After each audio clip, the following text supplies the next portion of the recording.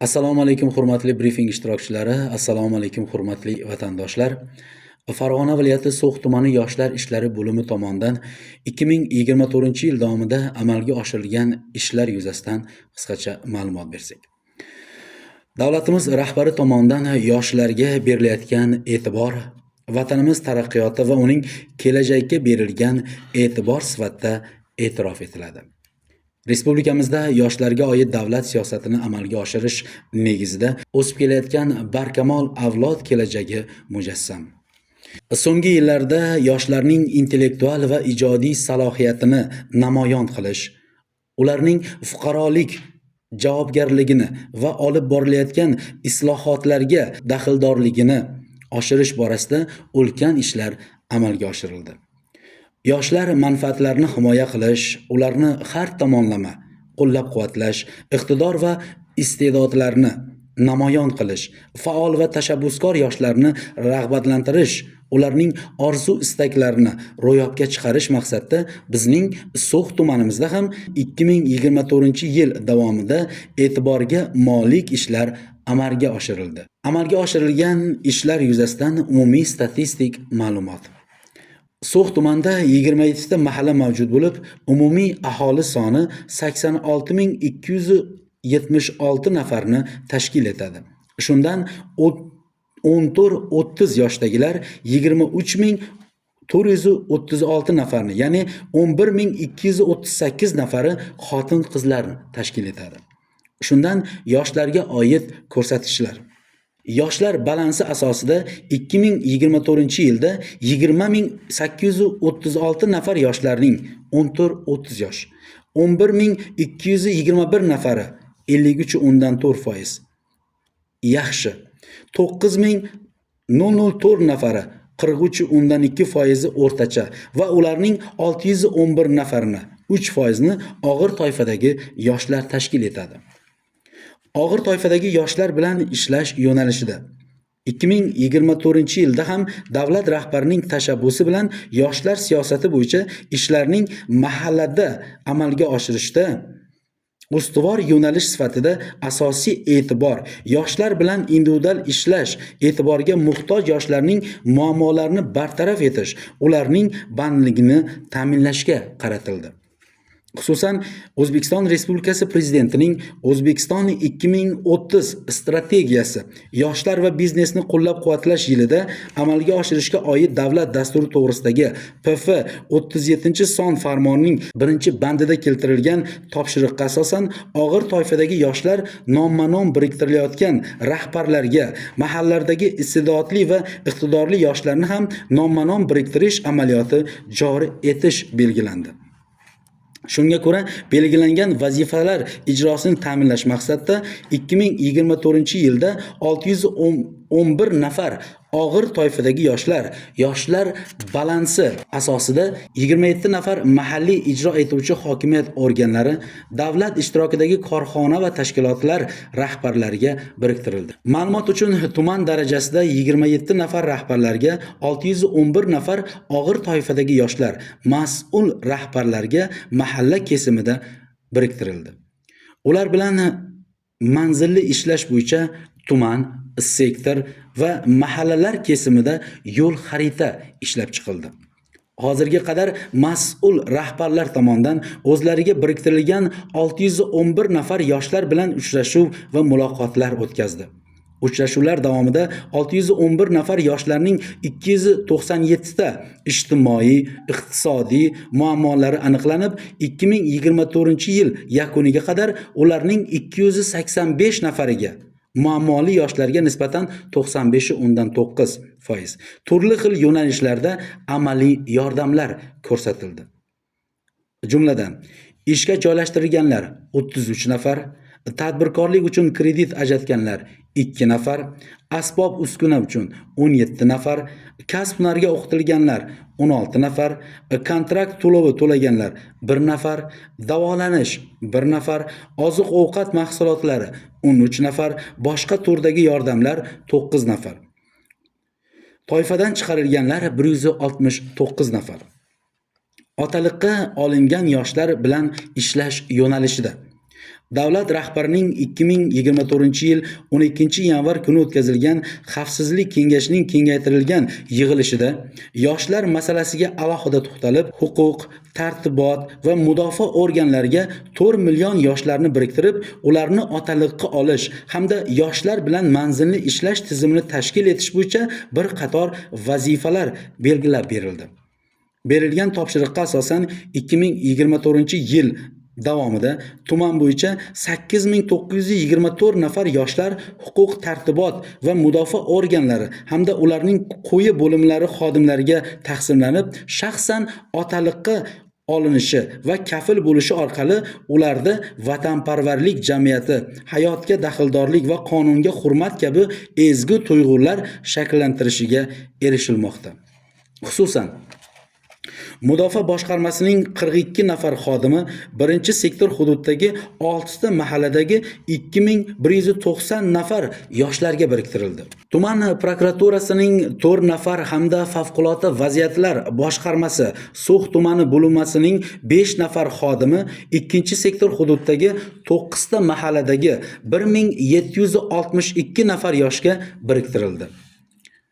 Shundan prokuratura xodimiga 1346 nafar va favqulodda vaziyatlar boshqarmasi xodimiga 1416 nafar yosh biriktirildi.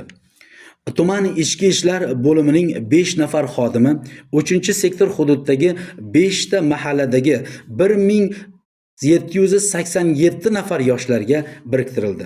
So'x Milliy gvardiya tuman bo'linmasining 4 nafar hamda adliya bo'limining 3 nafar xodimi 4-sektor hududidagi 7 ta mahalladagi 2185 nafar yoshga biriktirildi. Shundan Milliy gvardiya xodimlariga 1483 nafar va adliya bo'limi xodimlariga 702 nafar yosh biriktirildi. Yoshlar daftariga kiritilgan yoshlar bilan ishlash yo'nalishida 2024-yilda tuman bo'yicha 711 nafar yoshlar daftariga kiritilib, 561 nafariga 38.6% manzilli va maqsadli yordam ko'rsatildi.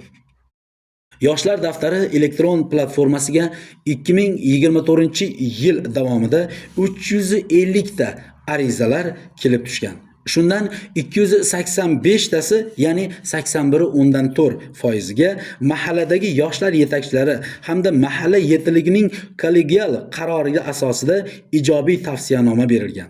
65 tasi 18.5%. O'rganish natijasiga ko'ra Vazirlar Mahkamasining 312-sonli qaror mezonlarga mos kelmaganligi sababli rad etilgan. Yoshlar bandligi dasturlari ijrosi bo'yicha tumandagi har bir mahallada fuqarobay tasdiqlangan yoshlar bandligi dasturi amalga oshirilib, ijro holatiga kunlik tahlil qilib borildi.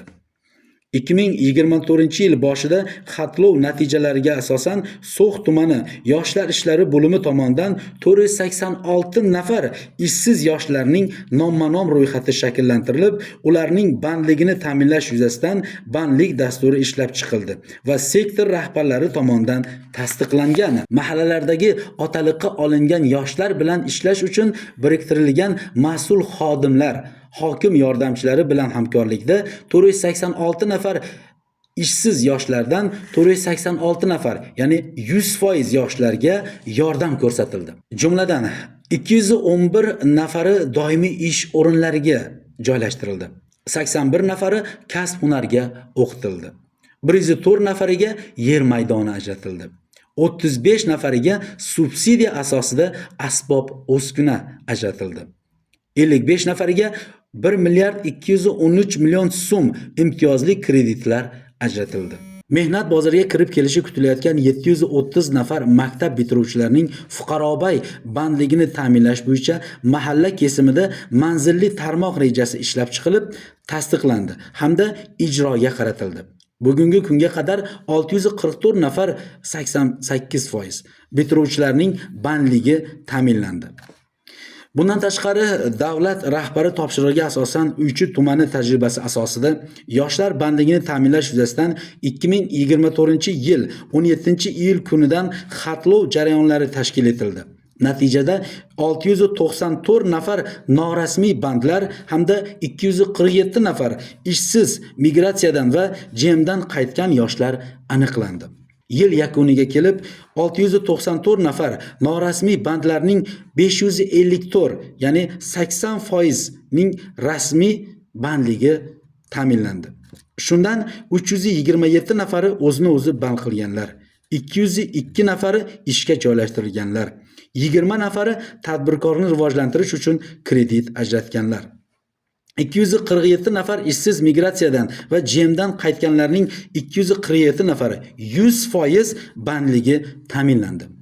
Shundan 110 nafari o'zini o'zi band qilganlar, 126 nafari ishga joylashtirilganlar, 11 nafari tadbirkorlikni rivojlantirish uchun kredit ajratganlar tashkil etadi. PQ 153-sonli qarori ijrosi bo'yicha 2024-yil 23 fevral kuni davlatimiz rahbari oldimizdagi o'ta dolzarb bo'lgan yoshlar bandligini ta'minlash masalasiga bag'ishlangan yig'ilishda aholi bandligini ta'minlashda qishloq xo'jaligida imkoniyatlar kengligi oldingi yillarda shu maqsadda 200 ming gektar paxta va g'alla maydonlari qisqartirilib, dehqonchilik uchun odamlarga bo'lib berilayotganligi ta'kidladilar.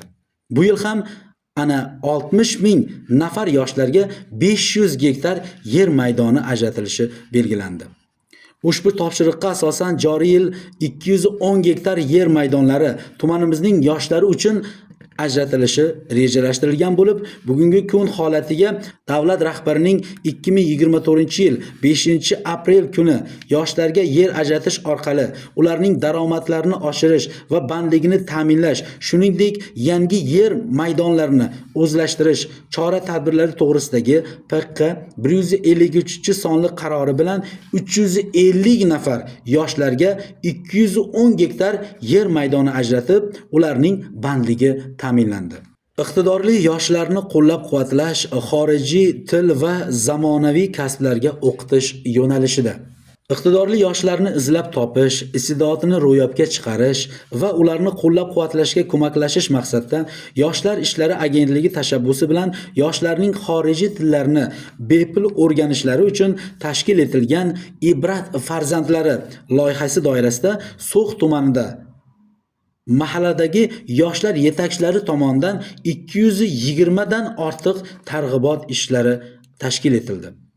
Bugungi kunda 1964 nafar yoshlar mazkur platformadan foydalanib kelmoqdalar. Ushbu loyiha doirasida hozirgacha 197 nafar yoshlar til bilishi sertifikatini qo'lga kiritishdi. 2025-yilning yarim yilligiga qadar Ibrat Akademiya ilovasidan ro'yxatdan o'tgan yoshlar soni 4000 nafardan oshirish hamda sertifikatlar sonini 500 taga yetkazilish rejalashtirilgan. Yoshlar ishlari agentligi tashabbusi bilan aholi, ayniqsa yoshlar o'rtasida kitobxonlik darajasini oshirish maqsadida tashkil etilgan mutolaa loyihasining targ'iboti har bir mahalladagi yoshlar yetakchilari tomonidan mahalla aholisi o'rtasida keng targ'ib qilinmoqda. Mutolaa loyihasi doirasida mutolaa mobil ilovasi ishlab chiqilgan bo'lib, bugungi kunga qadar So'x tumanidan 1452 nafar yoshlar ro'yxatdan o'tib foydalanib kelishmoqda. Ushbu kitobxonlar tomonidan hozirgi vaqtga qadar 937 ta elektron hamda audio kitoblar o'qib kelinmoqda. 2025-yilning birinchi yarim yiliga qadar mutolaa ilovasidan ro'yxatdan o'tgan yoshlar soni 3000 nafarga yetkazish rejalashtirilgan. Yoshlarni bo'sh vaqtlarini mazmunli tashkil etish yo'nalishida. Mahallalarda yoshlarning bo'sh vaqtini mazmunli tashkil etish, jumladan ularni 5 tashabbus olimpiadasida ishtirok etishlari uchun targ'ibot ishlari olib borildi. Amalga oshirilgan ishlar natijasida bugungi kun holatiga 21027 nafar yoshlar ro'yxatdan o'tgan. Ushbu yoshlarimiz olimpiada va tanlovlarda ishtirok etish uchun 5tashabbus.uz saytidan ro'yxatdan o'tgan. Ro'yxatdan o'tganlarni yo'nalishlar kesimida tahlil qilar ekanmiz. Albatta sport, madaniyat, san'at va kitobxonlik yo'nalishlarida ham ko'rishimiz mumkin. Shuningdek, sportning futbol va mini futbol yo'nalishi bo'yicha Davlat xavfsizligi xizmati kubogining mahalla, sektor va tuman bosqichlari yakuniga yetgan va g'oliblarga tashkilotchilar, tuman hokimligi va hamkor tashkilotlar tomonidan qimmatbaho sovg'alar topshirildi. Mazkur musobaqalarni kuzatish uchun 1,5 mingdan 2 ming nafarga yaqin yoshlar ishtiroki qamrab olindi.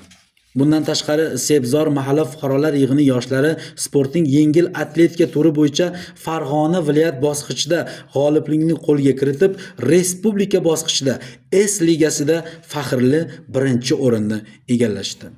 Shuningdek, 5 tashabbus olimpiadasi doirasida o'tkazilgan zakovat intellektual o'yinlarda tumanda g'oliblikni qo'lga kiritgan Demursat jamoasi yoshlari viloyatda tengsiz deb topilib, viloyat sha'nini respublikada munosib himoya qilishdi.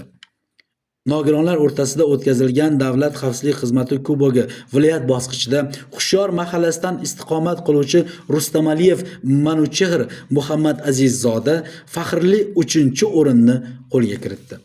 Kasblar tanlovining yosh quruvchi yo'nalishi bo'yicha Chashma mahallasida 2003-yilda tug'ilgan Dadabayev Maqsadjon Ahror o'g'li viloyat bosqichida faxrli 3-o'rinni egallab, qimmatbaho sovg'alar hamda 3 million so'm miqdoridagi vaucher bilan taqdirlandi.